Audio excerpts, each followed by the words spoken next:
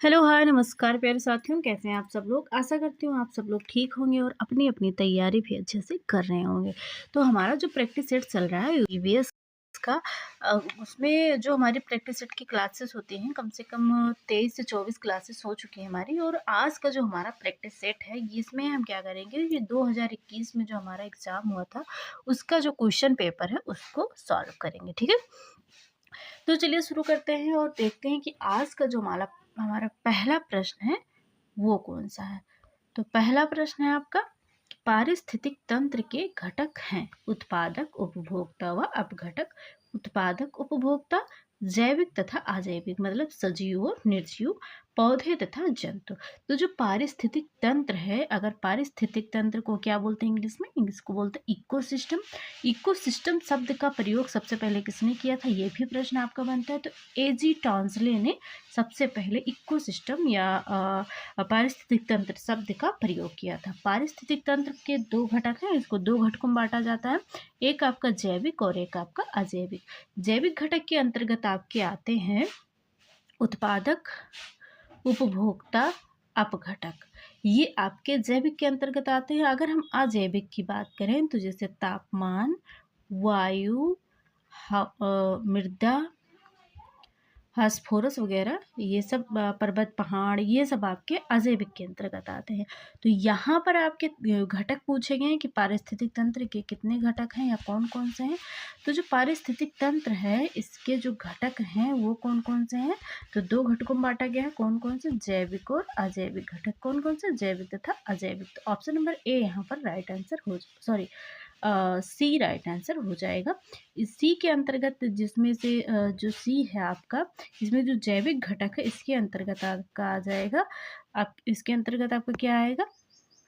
इसके अंतर्गत आपका आ जाएगा उत्पादक, उपभोक्ता व अपघटक। ये जैविक घटक के अंतर्गत आएंगे, ठीक है। अगला प्रश्न देखते हैं। अगला प्रश्न आपका है कि सर्वाधिक जैव विविधता पाई जाती है, सर्वाधिक जैव विविधता पाई जाती है शांत घाटी। शांत घाटी आपकी केरल में है। दोरांग घाटी, फूलों की घाटी या सुरमा घाटी। तो फूलों की घाटी जो है ये उत्तराखंड में पाई जाती है, ठीक है। और शांत घाटी कहाँ पर? केरल में पाई जाती है। तो सर्वाधिक जैव विविधता वहाँ पर पाई जाती है जहाँ पर वर्ष भर वर्षा और तापमान हाई लेवल पे हो, मतलब वर्षा भी ज़्यादा हो। अब जब तापमान ज़्यादा होगी तो वाष्पीकरण होगा, वाष्पीकरण होगा तो वर्षा भी ज़्यादा होगी। तो जहाँ पर ये कंडीशन फॉलो होगी वहीं पर जैव विविधता अधिक होती है, मतलब कि जीवों में जो भिन्नता है अधिक मात्रा में पाई जाए, जैसे कई प्रकार के जीव जंतु पेड़ पौधे एक ही जगह पर पाया जाए, उसे कहते हैं जैव विविधता। तो जो शांत घाटी केरल की है वो, वहाँ पर सर्वाधिक जैव विविधता पाई जाती है अकॉर्डिंग टू आपके ऑप्शंस के, ठीक है। तो ऑप्शन नंबर ए यहाँ पर राइट आंसर हो जाएगा। आगे बढ़ते हैं। अगला प्रश्न आपका है कि, अगला प्रश्न क्या है कि किस देश के संविधान से मौलिक कर्तव्य लिया गया है? यूएसए, यूएसएसआर, रूस, यूनाइटेड किंगडम और जर्मनी। तो जो मौलिक कर्तव्य हैं आपके, ये यूएसएसआर, रूस से लिया गया, वर्तमान में उसको रूस बोलते हैं। ऑप्शन नंबर यहाँ पर बी राइट आंसर हो जाएगा। अगर हम यहीं पर मौलिक अधिकार की बात करें तो जो मौलिक अधिकार है ये अमेरिका से लिया गया। कहाँ से लिया गया? अमेरिका से लिया गया है, ठीक है, यूएस से। आगे बढ़ते हैं। अगला प्रश्न आपका है कि एलपीजी के संदर्भ में क्या असत्य है, मतलब क्या है जो सही नहीं है? मीथेन उत्सर्जन करने वाला। मीथेन जो है ये क्या है? एक ग्रीन हाउस गैस है। नीली ज्वाला से जलने वाला। जब आप लोग गैस किचन में जाते हैं, गैस को जलाते होंगे, देखते होंगे हल्का नीली सी रोशनी उसमें से निकलती है। उच्च उष्मीयमान, हाँ भाई, उच्च उष्मीयमान होगा तभी तो खाना पकता है। एक स्वच्छ ईंधन, ठीक है। तो जो एलपीजी के बारे में असत्य है वो है कि ये मीथेन का उत्सर्जन करता है। नहीं भाई, ये मीथेन का उत्सर्जन नहीं करता है। ये क्या है? एक स्वच्छ ईंधन है, इसमें कोई भी ग्रीन हाउस गैस नहीं पाई जाती है। अब एलपीजी में अगर हम देखें कि किन गैसों का ये मिश्रण है, तो ब्यूटेन और प्रोपेन का ये इसमें मिश्रण होता है। और जब एलपीजी का रिसाव हो तो हमें पता चल जाए तो उसके लिए एक गैस मिलाई जाती है जिसे एथिल मर्केप्टन बोलते हैं, उसके गंध से हमें पता चल जाता है कि हाँ एलपीजी का रिसाव हो रहा है। तो ऑप्शन नंबर ए यहाँ पर राइट आंसर हो जाएगा। अब रिसाव वाला भी आपसे प्रश्न पूछा गया है पहले के एग्जाम में कि किस गैस को मिलाते हैं, तो एथिल मर्केप्टन होता है, उसको मिलाते हैं रिसाव का पता लगाने के लिए। ठीक है, अगला प्रश्न देखते हैं। अगला प्रश्न आपका है कि वन्य जीव सुरक्षा अधिनियम पारित किया गया था 1975, 1962, 1972 या 1960। तो वन्य जीव सुरक्षा अधिनियम 1962 में पारित किया गया था। ठीक है, अगला प्रश्न क्या है? अगला प्रश्न है कि निम्न में से कहाँ आर्सेनिक द्वारा जल प्रदूषण सर्वाधिक है? तो आर्सेनिक से जो आर्सेनिक के द्वारा रोग होता है वो है कौन सा? तो ब्लैक फुट नामक रोग हो जाता है। आर्सेनिक की जब अधिकता हो जाती है जल में और उसका सेवन कर लेने से क्या होता है कि जो व्यक्ति उसका सेवन करता है उसमें ब्लैक फुट नामक रोग हो जाता है। तो ये जो है ये कहाँ पर प्रदूषण सर्वाधिक है? वो पश्चिम बंगाल में, क्योंकि वहाँ पर जो फैक्ट्रिया वगैरह है वहाँ पर सारा नाला जो कचरा होता है या पानी होता है वो गंदा पानी क्या होता है कि जाकर नदी नालियों में मिल जाता है, जिससे वहाँ के जो पानी है वहाँ में आर्सेनिक की अधिकता हो जाती है। और जो मछलियाँ होती हैं वही पानी में ही रहती है और जब उनको वहाँ के लोग उसका सेवन करते हैं तो उनमें ये ब्लैक फुट नामक रोग हो जाता है, जो कि आर्सेनिक की अधिकता से होता है। यहीं पर अगर हम बात करें कि जैसे जल में पारे की अधिकता हो गई तो उसकी अधिकता से क्या होता है, तो मिनी माता नाम का एक रोग होता है वो हो जाता है। कैडमियम की अधिकता से, तो कैडमियम की अधिकता से इटाई नामक रोग होता है। ये सारे प्रश्न बनते हैं आपके एग्जाम में। तो पारे की अधिकता से मिनी माता, कैडमियम की अधिकता से इटाई रोग, नाइट्रेट की अधिकता से ब्लू बेबी सिंड्रोम, आर्सेनिक का तो मैंने आपको बताया कि ब्लैक फुट रोग होता है। फ्लोराइड एक है, इसकी अधिकता से आपका नोक नी सिंड्रोम या फ्लोरोसिस बोलते हैं। ये ध्यान रखेंगे। देखिए फ्लोरोसिस और नोक नी सिंड्रोम एक ही है, नाम अलग अलग है। फ्लोरोसिस बोलिए या नोक नी सिंड्रोम बोलिए, एक ही ये फ्लोराइड की अधिकता से होता है। इसमें जो नोक नी सिंड्रोम, इसमें क्या होता है कि हड्डियाँ और दांत कमज़ोर हो जाते हैं। ठीक है, तो ये ध्यान रखेंगे जब भी जो भी मैंने अभी आपको बताया है ये आपके एग्ज़ाम के पॉइंट ऑफ व्यू से बहुत ही इम्पोर्टेंट है। हर बार ही पूछा गया है ये प्रश्न। ठीक है, अगला प्रश्न देखते हैं। अगला प्रश्न आपका है कि टोकोपेक्सी एक जागृत ज्वालामुखी है जो अवस्थित है, मतलब कहाँ स्थित है? एंडीज, रॉकी, हवाई या सिसिली? तो जो टोकोपेक्सी ज्वालामुखी है ये एंडीज पर्वत पर स्थित है। Option number A right answer हो जाएगा। अगला प्रश्न है आपका, तिब्बत की सांगपो नदी भारत में जानी जाती है। तिब्बत से एक नदी निकलती है जिसे भारत में किस नाम से जाना जाता है? सिंधु, गंगा, यमुना या ब्रह्मपुत्र। तो तिब्बत से निकलने वाले, तिब्बत में एक दर्रा है जिसे चेमा इंगडुंग बोलते हैं, वहाँ से एक नदी निकलती है सांगपो के नाम से। किस नाम से? सांगपो के नाम से। और भारत में यह यांगयाप दर्रा अरुणाचल प्रदेश से भारत में ये प्रवेश करती है और वहाँ पर उसे किस नाम से जानते हैं? दिहांग के नाम से जानते हैं। उसके बाद में ये अरुणाचल प्रदेश से आकर असम में जब प्रवेश करती है तो एक दुनिया का या विश्व का सबसे बड़ा नदी द्वीप माजुली द्वीप का निर्माण करती है। तो वहाँ से देखिए अरुणाचल प्रदेश में दिहांग बोला गया और तिब्बत में सांगपो बोला गया। अब जब ये माजुली द्वीप का निर्माण करती है असम में, वहाँ इसको बोलते हैं ब्रह्मपुत्र। क्या बोलते हैं असम में? इसको ब्रह्मपुत्र के नाम से जानते हैं। और ये जब पश्चिम बंगाल में पहुँचती है तो उसको जमुना के नाम से जाना जाता है। किस नाम से जाना जाता है? जमुना के नाम से जाना जाता है। कहाँ पर? पश्चिम बंगाल में। तो ये जितने भी नाम हैं इसके ये ध्यान रखेंगे, ये प्रश्न आपका बनता है। तो देखिए तिब्बत की जो सांगपो नदी है भारत में से ब्रह्मपुत्र के नाम से जानते हैं, तो ऑप्शन नंबर बी यहाँ पर राइट आंसर हो गया। ठीक है, अब जो सांगपो नदी है या ब्रह्मपुत्र नदी है पश्चिम बंगाल में किस नाम से जाना जाता है? तो जमुना के नाम से जानते हैं। असम में किस नाम से जाना जाता है? तो ब्रह्मपुत्र। अरुणाचल प्रदेश में दिहांग के नाम से जानते हैं। किस दर्रे से भारत में प्रवेश करती है? तो यांगयाप दर्रे से भारत में प्रवेश करती है। और जो पश्चिम बंगाल में विश्व का सबसे बड़ा डेल्टा है उसका निर्माण किसके द्वारा होता है या किन नदियों द्वारा होता है? तो गंगा और ब्रह्मपुत्र नदियों का जब जहाँ संगम है वहाँ पर विश्व का सबसे बड़ा डेल्टा सुंदरवन डेल्टा मतलब बनता है। और वहाँ जो जब ये डेल्टा बनाते हैं दोनों का संगम होता है तो वहाँ पर इसे मेघना के नाम से जाना जाता है। जैसे कि ये दो नदियाँ हुई देखिए, मान लीजिए ये आपकी गंगा आ गई और ये ब्रह्मपुत्र आ गई, और यहाँ पर इन्होंने क्या किया, डेल्टा बना दिया। कौन सा डेल्टा? सुंदरवन का डेल्टा। तो यहाँ पर क्या कहेंगे इन्हें? मेघना के नाम से कहेंगे। जहाँ दोनों नदियों का संगम है, मेघना के नाम से जानते हैं। और ब्रह्मपुत्र को जमुना कहेंगे और गंगा को पद्मा के नाम से जानते हैं पश्चिम बंगाल में। तो ये सारी चीज़ें आप ध्यान रखेंगे, पूछा जाता है। ठीक है। अगर हम गंगा की बात करें तो गंगा नदी कहाँ से निकलती है या कहाँ से इसका उद्गम होता है? तो उत्तराखंड के उत्तरकाशी जिले में एक दर्रा है जिसका नाम है गंगोत्री ग्लेशियर। ग्लेशियर है, दर्रा नहीं, माफ़ करिएगा, ग्लेशियर है। वहाँ से ये निकलती है, गंगोत्री ग्लेशियर से निकलती है भागीरथी के नाम से। अब जब ये उत्तराखंड में ही अलकनंदा नदी से आकर मिलती है तो वहाँ पर एक प्रयाग का निर्माण करती है जिसे कहते हैं देव। देखिए यहाँ पर जो राइट आंसर हो जाएगा बी हो जाएगा। गंगा जो है जब अलकनंदा में मिलती है तो जहाँ पर मिलती है वहाँ पर एक प्रयाग का निर्माण होता है जिसे कहते हैं देव प्रयाग। क्या बोलते हैं? देव प्रयाग बोलते हैं। और जब यहाँ से आगे बढ़ती है गंगा नदी तो गंगा के नाम बढ़ती है, निकलती किस नाम से? भागीरथी के नाम से। जब अलकनंदा में आके मिलती है और वहाँ से आगे बढ़ती है तो ये किस नाम से आगे बढ़ती है? गंगा के नाम से आगे बढ़ती है। ठीक है, आगे बढ़ते हैं। अगला प्रश्न आपका है, अगला प्रश्न क्या है कि WWF से आशय है world watch fund, world Wildlife fund, world wild fund या world wild food.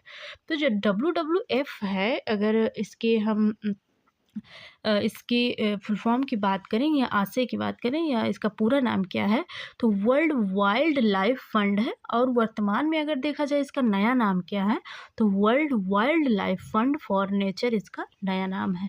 Option number B right answer हो जाएगा। अगर हम ये बात करें कि इसकी स्थापना कब की गई, तो जो WWF है इसकी स्थापना जो है 1961 ईस्वी में हुई थी। कब हुई थी? तो 1961 ईस्वी में WWF की स्थापना हुई थी। ठीक है।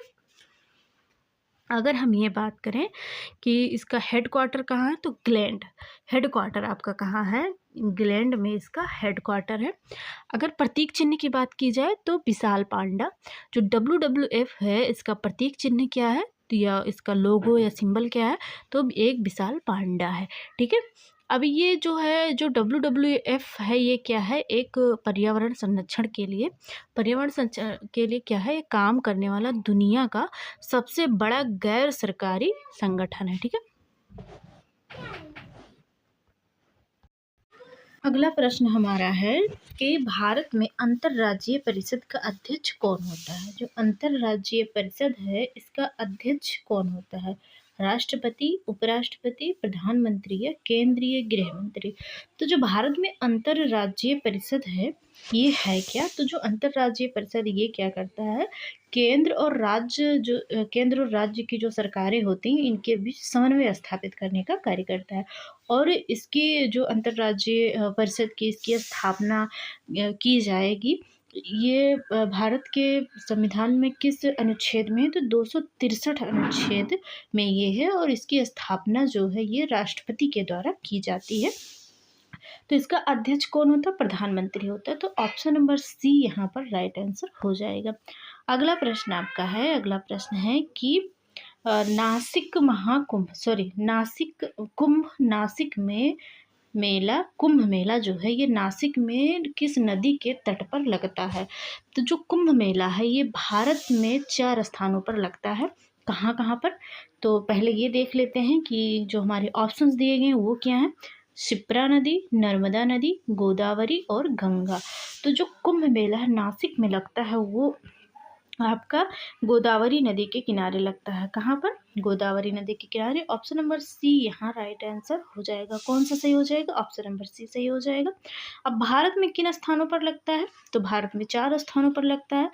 अगर हम थोड़ी सी जानकारी लें इसके बारे में, तो जो कुंभ मेला है ये हर 12वें वर्ष लगता है। ठीक है। और जो छठे वर्ष पर कुंभ मेला लगता है उसको अर्ध कुंभ बोलते हैं। और कुंभ मेला को 2017 में यूनेस्को की जो आमूर्त सांस्कृतिक विरासत सूची है इसमें शामिल किया गया। कब? तो 2017 में शामिल किया गया। किन किन स्थानों पर और किन नदी के किनारे लगती है ये महत्वपूर्ण है आपके लिए।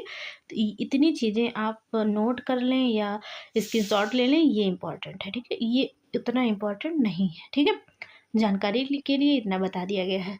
तो उत्तर प्रदेश में ये प्रयागराज, जो कि पहले इलाहाबाद के नाम से हम लोग जानते थे, अब प्रयागराज के नाम से जाना जाता है। तो उत्तर प्रदेश के प्रयागराज में ये लगता है कुंभ मेला। और नदी कौन सी? तो गंगा और यमुना के संगम पर ये लगता है। ठीक है, नदी पूछ ली जाती है, स्थान भी पूछा जाता है आपका। उत्तराखंड के हरिद्वार में, उत्तराखंड में कहाँ पर लगता है कुंभ मेला? तो हरिद्वार में लगता है। नदी है गंगा नदी के किनारे जो कुंभ मेला है ये लगता है। मध्य प्रदेश के उज्जैन में लगता है नदी, क्षिप्रा नदी है। कौन सी नदी है? तो क्षिप्रा नदी के किनारे लगता है मध्य प्रदेश के उज्जैन में। महाराष्ट्र के नासिक में गोदावरी नदी के किनारे महाकुंभ में लगता है आपका। तो इतनी मैंने आपको बताया ना कि ये महत्वपूर्ण है, तो इसे अच्छे से पढ़ लीजिएगा। ठीक, अगला प्रश्न देखते हैं। अगला प्रश्न आपका है कि ओजोन परत की मोटाई मापी जाती है किलोमीटर, डॉप्सन इकाई, बैरोमीटर या लीटर? तो ओजोन परत की जो मोटाई है डॉप्सन इकाई में मापी जाती है। ऑप्शन नंबर बी हमारा राइट आंसर हो जाएगा। अगर हम ओजोन परत की बात करें तो ये वायुमंडल की जो दूसरी परत है समताप मंडल, उसमें पाई जाती है। ओजोन परत जो है ये क्या करती है? जो सूर्य से आने वाली हानिकारक किरणें हैं उससे हमारी रक्षा करती है, इसलिए इसको ओजोन परत को क्या बोलते हैं? पृथ्वी का सुरक्षा कवच भी कहा जाता है। ओजोन परत में क्षरण देखा गया और इसके लिए एक समझौता या प्रोटोकॉल हुआ, जिसे कहते हैं मॉन्ट्रियल प्रोटोकॉल। तो मॉन्ट्रियल प्रोटोकॉल का जो संबंध है ये ओजोन परत के संरक्षण से है। और जब ये जो मॉन्ट्रियल प्रोटोकॉल हुआ तो जो ग्रीन हाउस गैस है जिसमें से CFC जो है ये ओजोन परत के क्षरण में ज़्यादा जिम्मेदार थी, तो उस पर बैन लगा दिया गया, मतलब रोक लगा दी गई। जिन जिन चीज़ों में CFC यूज की जा रही थी या जिन चीज़ों की यूज से CFC गैस का उत्सर्जन हो रहा था उन पर बैन लगा दिया गया। मतलब ये कहा गया कि उसमें CFC गैस का प्रयोग ना किया जाए। मतलब CFC का फुल फॉर्म होता है क्लोरोफ्लोरोकार्बन। तो मॉन्ट्रियल प्रोटोकॉल में क्या किया गया? CFC गैस पर बैन लगाया गया। 2016 में एक संशोधन हुआ मॉन्ट्रियल प्रोटोकॉल में, जिसे कहा गया किंगाली संशोधन। कौन सा संशोधन? किंगाली संशोधन। और इसमें HFC गैस पर बैन लगाया गया। कौन सी गैस थी? HFC मतलब हाइड्रोफ्लोरोकार्बन। कौन सी गैस? हाइड्रोफ्लोरोकार्बन पर बैन लगाया गया। तो ये इतनी चीज़ें आपकी ओजोन परत के बारे में हुई। अगला प्रश्न देखते हैं। अगला प्रश्न आपका है कि नाइट्रोजन स्थिरता करने वाले जीवाणु किसकी जड़ों में होते हैं? गेहूं, धान, दलहन या उपरोक्त सभी? तो जो नाइट्रोजन फिक्सेशन करते हैं वो लेग्यूमिनेसी कुल के जो पौधे होते हैं उनकी जड़ों में पाए जाते हैं। लेग्यूमिनेसी कुल के पौधे हैं कौन से? तो जितने भी दलहनी फसलें हैं वो आपकी लेग्यूमिनेसी कुल के पौधों के अंतर्गत आती हैं।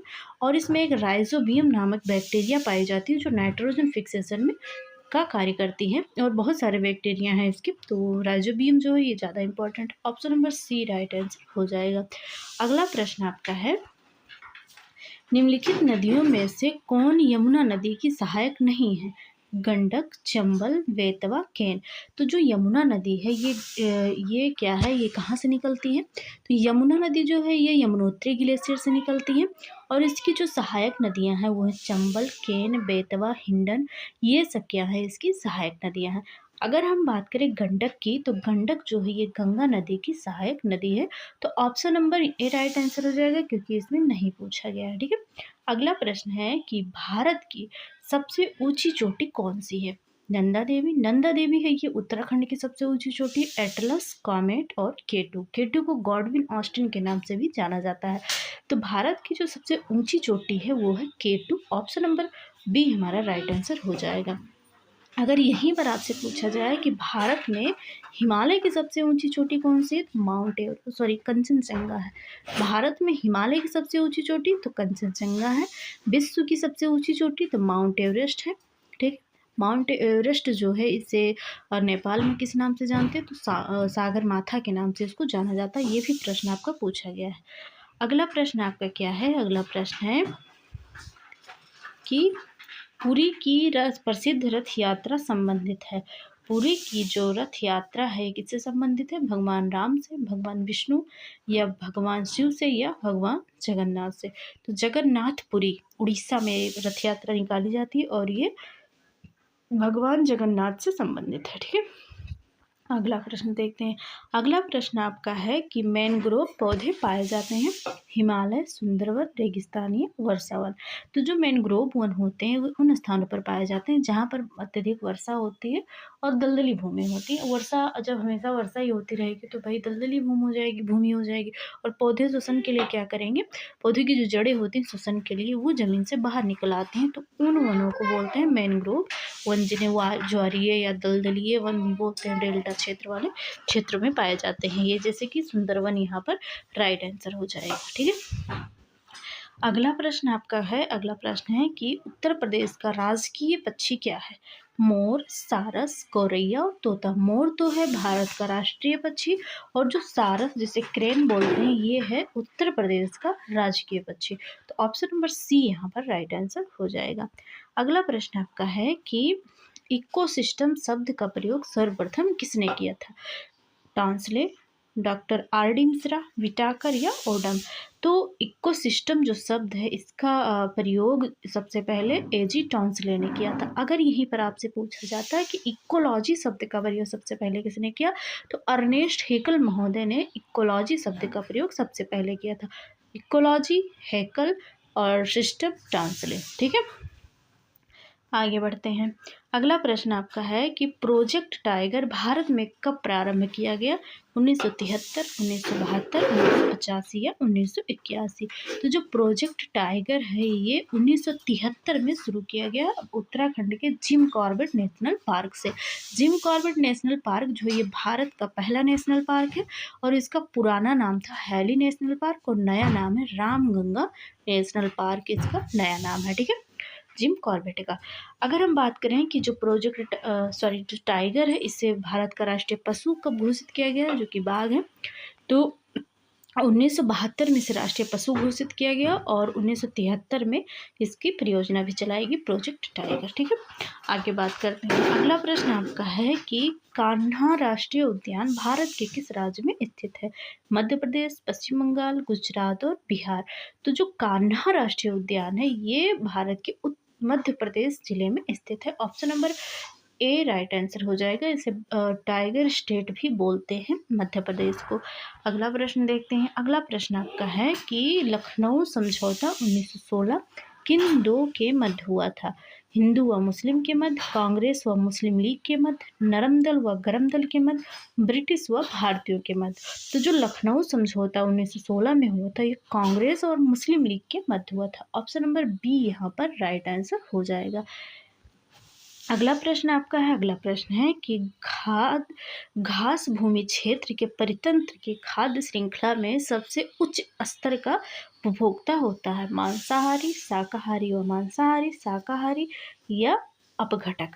तो जो खाद्य श्रृंखला है इसको कहते किसे हैं? जैसे कि ये आपका उत्पादक हो गया। जो पेड़ पौधे होते हैं ये अपना भोजन स्वयं बनाते हैं, इन्हें उत्पादक बोलते हैं।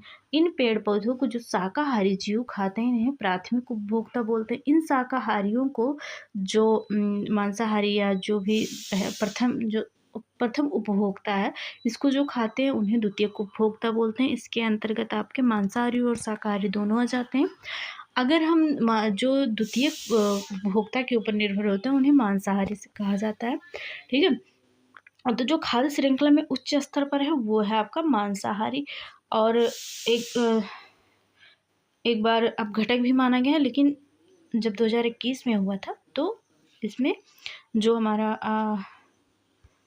मांसाहारी यही सही माना गया। तो ऑप्शन नंबर यहाँ पर ए राइट आंसर हो जाएगा। उच्च स्तर का जो है वो है मांसाहारी। अगला प्रश्न आपका है। अगला प्रश्न है कि वायुमंडल का प्रमुख स्तर जो पृथ्वी के सबसे पास है? क्षोभ मंडल, समताप मंडल, आयन मंडल या मध्य मंडल। तो क्षोभ मंडल को ट्रोपोस्फीयर बोलते हैं, इंग्लिश में भी आपका नाम पूछा जाता है। समताप मंडल को स्ट्रेटोस्फीयर, आयन मंडल को आयनोस्फीयर, मध्य मंडल को मीजोस्फीयर बोलते हैं। तो जो वायुमंडल की सबसे निचली परत है या प्रमुख स्तर जो पृथ्वी के सबसे पास है वो है क्षोभ मंडल। क्षोभ मंडल में ही सभी मौसमी घटनाएं घटित होती हैं। ठीक है, आगे बढ़ते हैं। अगला प्रश्न आपका है कि भारतीय संसद द्वारा जैव विविधता अधिनियम पारित किया गया था? 10 दिसंबर 1980, 11 मई 1972, 10 11 दिसंबर 2002, 16 अक्टूबर 1990। तो भारतीय संसद द्वारा जैव विविधता अधिनियम जो है ये 11 दिसंबर 2002 को पारित किया गया। Option number C right answer हो जाएगा। अगला प्रश्न आपका है कि बायोमैग्निफिकेशन है। बायोमैग्निफिकेशन क्या है? जीव के आकार में वृद्धि, समय के साथ ऊतक में विषैले पदार्थ की बढ़ती सांद्रता, कंप्यूटर द्वारा चित्र के आकार में वृद्धि और सभी। तो जो बायोमैग्निफिकेशन है ये क्या है? समय के साथ ऊतक में विषैले पदार्थ की बढ़ती सांद्रता को क्या कहते हैं? बायोमैग्निफिकेशन बोलते हैं। अगला प्रश्न है आपका, निम्नलिखित में से जैव मंडल का अजैविक घटक, अजैविक घटक मीन्स निर्जीव नहीं है, यहाँ नहीं पूछा गया है। तो मृदा आपका अजैविक घटक है, इसमें जान नहीं होती। प्रोटीन भी अजैविक है, फास्फोरस भी अजैविक, लेकिन जो कवक है ये जैविक घटक के अंतर्गत आता है। तो यहाँ हमारा राइट आंसर डी हो जाएगा, कवक, जिसे हम फंगस बोलते हैं। कवकों के अध्ययन को फाइकोलॉजी बोलते हैं। क्या बोलते हैं? फाइकोलॉजी बोलते हैं। अगला प्रश्न है और आज का लास्ट प्रश्न है, ग्रीन पीस इंटरनेशनल का मुख्यालय अवस्थित है सिडनी, न्यूयॉर्क, नागासाकी या एम्स्टर्डम। तो जो ग्रीन पीस इंटरनेशनल का मुख्यालय है वो है एम्स्टर्डम में है। ऑप्शन नंबर डी यहाँ पर राइट आंसर हो जाएगा। तो आशा करती हूँ आपका जो प्रैक्टिस सेट था या जो 2021 वाला हमारा क्वेश्चन पेपर था आप सभी ने अच्छे से सॉल्व किया होगा। और जहाँ भी जिस भी टॉपिक में आप फंसे हो या जिस भी क्वेश्चन में फंसे हो वो आप देख लें किस टॉपिक का प्रश्न है, उसे आप दोबारा अच्छे से ज़रूर पढ़ लें, क्योंकि अभी आपके पास कुल मिला के 15 से 16 दिन है। ठीक है, तो अच्छे से पढ़ लीजिए जिससे कि आपके जो प्रश्न है वो अच्छे खासे सॉल्व हो एग्जाम में। ठीक, तो चलिए मिलते हैं अगले प्रैक्टिस सेट के साथ जो कि कल हमारा रहेगा। ठीक, और आशा करती हूँ आपको क्लास अच्छी लगी होगी और क्वेश्चन भी आपके अच्छे खासे बने होंगे। अगर आपने पहले भी लगा रखा है ये कोई प्रीवियस ईयर का क्वेश्चन पेपर तो बहुत अच्छी बात है। और मैंने जैसे कि आपको बताया कि अगर पहले आप फंस चुके हैं, मतलब जैसे कि जिस प्रश्न में आप फंसे हैं या आपको कठिनाई हुई सॉल्व करने में, तो उसको ज़रूर आप पढ़ लें, उस टॉपिक को दोबारा पढ़ लीजिए। ठीक है, तो चलिए मिलते हैं अगली वीडियो में। आज के लिए इतना ही, धन्यवाद।